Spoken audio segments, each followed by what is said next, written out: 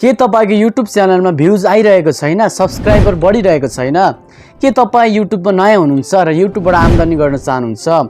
होस् साथीहरु, तपाईले सही सुन्नुभयो। हामी कति जना चाहिँ नयाँ हुन्छ YouTubeमा र YouTubeमा काम गरिसकेको चाहिँ 1 वर्ष 2 वर्ष 6 महिना भइसकेको हुन्छ र पनि आज हाम्रो YouTube च्यानलहरुमा भने चाहिँ भ्युज आइरहेको हुँदैन। कति धेरै मेहनत गर्दा पनि हामीलाई कस्तो लाग्छ भन्दाखेरि हामीले मेहनत गरेको छौं जस्तो लाग्छ, तर पनि हाम्रो YouTube भिडियोहरुमा चाहिँ भ्युज आउँदैन र सब्स्क्राइबर बढ्दैन। र हाम्रो सपना भनेको चाहिँ 1000 सब्स्क्राइबर पुर्याउने, कसरी पुर्याउनु र 4000 घण्टाको वाच टाइम पुर्याएर YouTube मोनेटाइज गरेर भिडियो हालेर पैसा कमाउने आज हाम्रो सबैजनाको इच्छा हुन्छ। यसै विषयमा आज हामी चर्चा गर्नेछौं। Hello everyone, welcome back to my channel सामेल टिप्स। यहाँहरुले यस च्यानलमा धेरै स्वागत गर्दछु। म सामेल लिम्बू। आज चाहिँ म तपाईहरुले यदि हामी युट्युबर हौं भने, युट्युब च्यानल तपाईहरु खोलेको नयाँ हुनुहुन्छ भने र पुरानो भए पनि तपाईहरुको च्यानलमा राम्रोसँग भ्युज आइरहेको छैन भने र सब्स्क्राइबर बढिरहेको छैन भने म तपाईलाई आज 5 वटा ट्रिक दिन गइरहेको छु, जसबाट तपाईको च्यानल चाहिँ छिटै नै ग्रो हुनेछ र तपाईको च्यानलमा भ्युज पनि आउनेछ, साथै सब्स्क्राइबर पनि बढ्नेछ। मैले युट्युबमा काम गरेको लगभग 1 वर्ष भइसकेको छ र मेरो 2टा च्यानलहरु पनि छन् र मैले कसरी युट्युबमा भिडियोमा भ्युजहरु ल्याउँछु, कसरी सब्स्क्राइबर बढाए, यी मैले अनुभव गरेको तपाईहरुलाई चाहिँ उपायहरु, टेक्निकहरु बताउने छु। भिडियो एकदमै इम्पोर्टेन्ट हुनेवाला छ, एकदमै जानकारी तपाईहरुलाई चाहिँ एकदम जानकारी दिनेछ। यस भिडियोलाई अन्तिमसम्म हेरी साथ दिनु होला र च्यानलमा नयाँ हुनुहुन्छ भने यस्तै युट्युब रिलेटेड भिडियो हेर्नको लागि यस च्यानललाई पनि सब्स्क्राइब गरी बेल आइकनलाई दबाउनु होला, ताकि मैले भिडियो हाल्ने बित्तिकै तपाईलाई आइहालोस्। आउनु सुरु गरौँ, आजको टपिकतिर लागौँ। How to go YouTube channel. हामीले चाहिँ युट्युबमा काम गरेको धेरै भइसकेको हुन्छ। कहिले तपाईले भ्लगिङ गर्नुहुन्छ होला, कहिले तपाईको किचनमा तपाईले काम गर्नुहुन्छ र युट्युबमा तपाईले रेसिपीहरु भिडियो हाल्नुहुन्छ र कोही तपाईहरु टेक्निकल सम्बन्धी, कोही एजुकेशनल पर्पस भिडियो हाल्नुहुन्छ र कति तपाईले चाहिँ ब्युटी सम्बन्धी भिडियो हाल्नुहुन्छ र जुन क्याटेगोरी भए पनि आखिर हामीले चाहिँ भ्युज ल्याउनको लागि, सब्स्क्राइबर ल्याउनको लागि केही कुराहरु हामीले हाम्रो च्यानलमा गर्नुपर्ने हुन्छ। पहिलो नम्बरमा मैले तपाईहरुको निम्ति राखेको छु इन्ट्रेस्टिङ कन्टेन्ट। अब इन्ट्रेस्टिङ कन्टेन्ट भएको के हो भन्दाखेरि एउटा कन्टेन्ट हुन्छ, निश भनिन्छ युट्युब च्यानलमा। तपाईको कन्टेन्ट के सम्बन्धी छ, तपाईको कन्टेन्ट तपाईको विषयवस्तु युट्युबमा जेसुकै भए तापनि तपाईले चाहिँ तपाईको युट्युब च्यानलमा चाहिँ एकदमै इन्ट्रेस्टिङ कन्टेन्ट राख्नु पर्दछ। हावाहुरीको कन्टेन्ट हैन, जुन कन्टेन्टले चाहिँ तपाईको भिडियो हेर्नेलाई एकदमै ज्ञान दिन्छ र चाखलाग्दो बनाउँछ तपाईको भिडियो। तपाईले चाहिँ आफ्नो भिडियो चाहिँ एकदमै चाखलाग्दो र काम लाग्ने खालको बनाउनु पर्छ। तपाईको भिडियो हेर्ने बित्तिकै ब्याक हुने हैन कि टच गर्ने बित्तिकै तपाईको भिडियो चाहिँ लगभग आधी अथवा अन्तिमसम्म हेर्ने खालको तपाईले आफ्नो कन्टेन्ट चाहिँ बनाउनु पर्दछ। तपाईले आफ्नो भिडियो चाहिँ इन्ट्रेस्टिङ बनाउनु पर्दछ, जसबाट चाहिँ तपाईले आफ्नो युट्युबमा वाच टाइम पाएर जति तपाईको वाच टाइम बढ्छ त्यति नै तपाईको भ्युज पनि बढ्छ।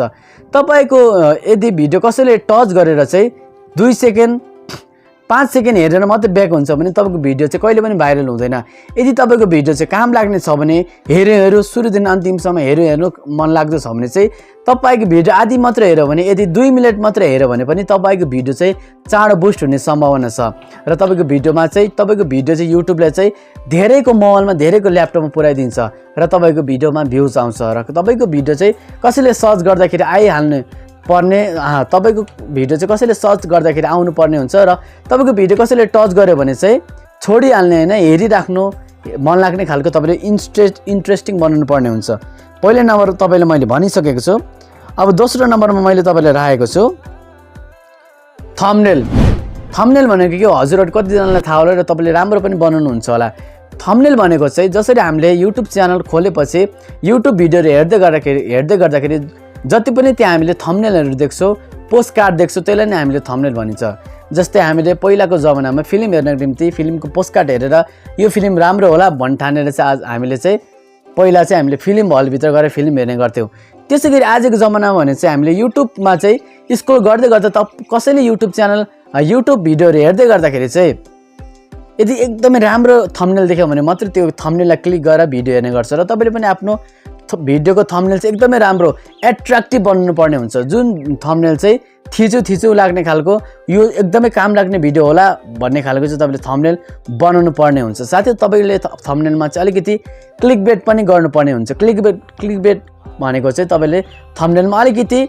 भिडियोमा नभएको कुरा पनि थोरै चाहिँ तपाईले एड गर्नुपर्ने हुन्छ, जसबाट तपाईको च्यानल छिटै नै बुस्ट हुन्छ। र तपाईले थम्बनेल चाहिँ एकदमै राम्रोसँग तपाईले पिक्सल ल्याबबाट काइन मास्टरबाट पिक्स आर्टबाट तपाईँले बनाउन सक्नुहुन्छ र ल्यापटपमा हुनुहुन्छ भने फोटोसपबाट पनि तपाईँले थम्बनेल चाहिँ बनाउन सक्नुहुन्छ र थम्बनेल चाहिँ एकदमै राम्रो तपाईँले चाहिँ एट्र्याक्टिभ साथै तपाईँले चाहिँ एकदमै स्ट्यान्डर्ड टाइपको बनाउनु पर्ने हुन्छ र तेस्रो नम्बरमा रहेको छ यी दुईटा कुरा मैले पहिलो र दोस्रो भनिसकेँ पहिलो इन्ट्रेस्टिङ कन्टेन्ट र दोस्रो थम्बनेल यी दुईटा पनि तपाईँले यी दुईटा कुरा मात्रै तपाईँले आफ्नो च्यानलमा हाल्न थाल्नुभयो भने एप्लाई गर्न थाल्नुभयो भने तपाईँको च्यानलमा राम्रोसँग भ्युज आउन थाल्छ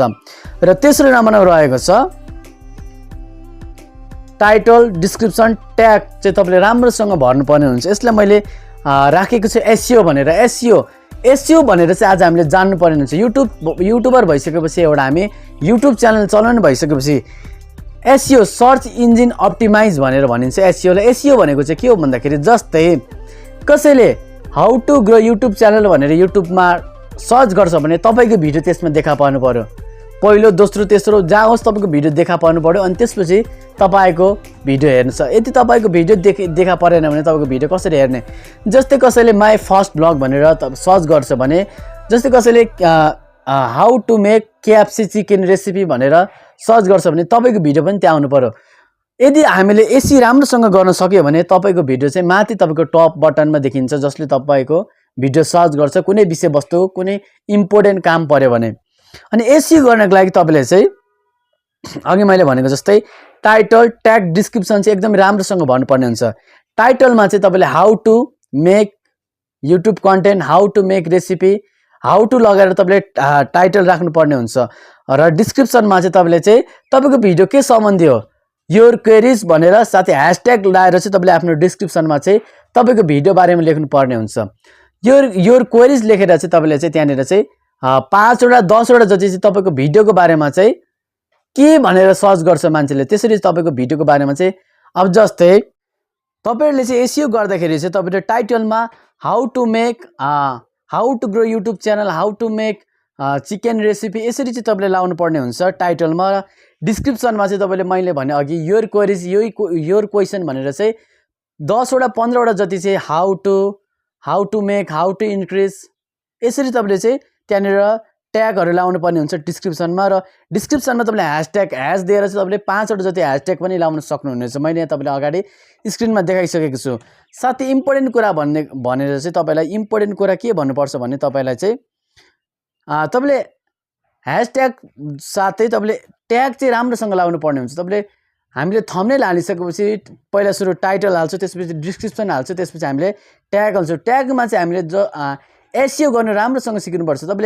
तपाईँ नेपालीमा भिडियो बनाउँदै हुनुहुन्छ भने नेपालीमा 4-5वटा ट्याग हालिदिनुहोस् अनि इङ्ग्लिसमा 4-5वटा ट्याग हालिदिनुहोस् ट्याग भनेर चाहिँ के भन्दाखेरि तपाईँको भिडियो के सम्बन्धी छ तपाईँको भिडियो चाहिँ मान्छेले यदि युट्युबमा गएर सर्च गर्छ भने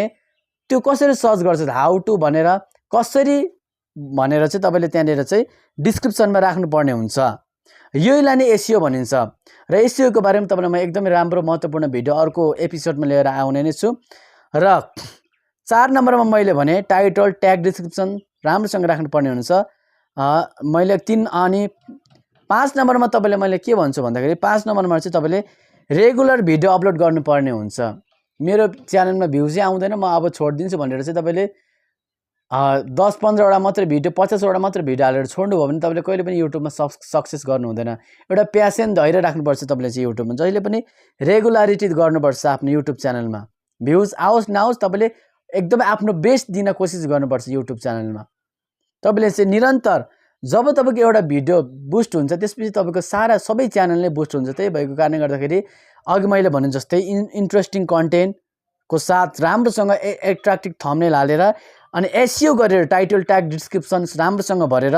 रेगुलर तपाईँले भिडियो हाल्नुभयो भने तपाईँले राम्रोसँग आफ्नो च्यानललाई बुस्ट गर्न सक्नुहुनेछ हजुरहरूलाई आजको यस भिडियो कस्तो लाग्यो यदि तपाईँ युट्युबर हुनुहुन्छ युट्युबबाट आम्दानी गरिराख्नु भएको छ र राम्रो भ्युज ल्याउन चाहनुहुन्छ आम्दानी गर्नेवालामा हुनुहुन्छ तपाईँको इच्छा छ भने चाहिँ तपाईँले यी 5वटा कुरा चाहिँ राम्रोसँग ध्यान दिनुपर्ने हुन्छ पहिलो नम्बरमा interesting content thumbnail title description tag hashtag राम्रोसँग भर्नुपर्ने हुन्छ एसइओ गर्नुपर्ने हुन्छ र रेगुलर तपाईँले भिडियो अपलोड गर्नुभयो भने चाहिँ तपाईँको च्यानल बुस्ट हुन्छ हजुरलाई आजको भिडियो कस्तो लाग्यो र मन पर्यो भने यस भिडियोलाई लाइक गरी यस च्यानललाई सब्सक्राइब गरी हामीसँगै परिवार बनाउँ होला धन्यवाद